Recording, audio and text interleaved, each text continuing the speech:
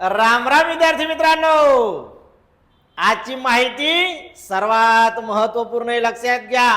रफार आल्याच्या नंतर त्याच्या आधीच्या अक्षराला जर उकार आणि वेलांटी आली तर मग करायचं काय? आपल्याला नेहमी प्रश्न पडतो की हा शब्द कसा लिहावा। सूर्य उगवला, पण सूर्य कसा लिहायचा आहे?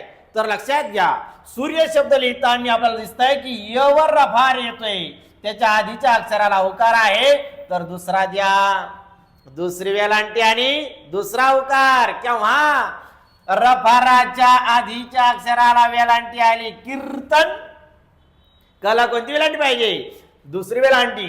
शीर्ष, दुसरी वेलांटी। तीर्थ, थ वर रफार आहे, थ च्या आधी त आलं, दुसरी वेलांटी द्या। उकाराला चूर्ण, आता या ठिकाणी रफार आला, च ला कोणता उकार? दुसरा उकार। आता पहिली वेलांटी केव्हा येते ते पुढच्या व्हिडिओत पाहायचंय। अशा पद्धतीची नवीन माहिती हवी असेल तर आपल्या व्हिडिओला लाईक करा, शेअर करा, सबस्क्राईब करा। जय हिंद, जय भारत, जय महाराष्ट्र।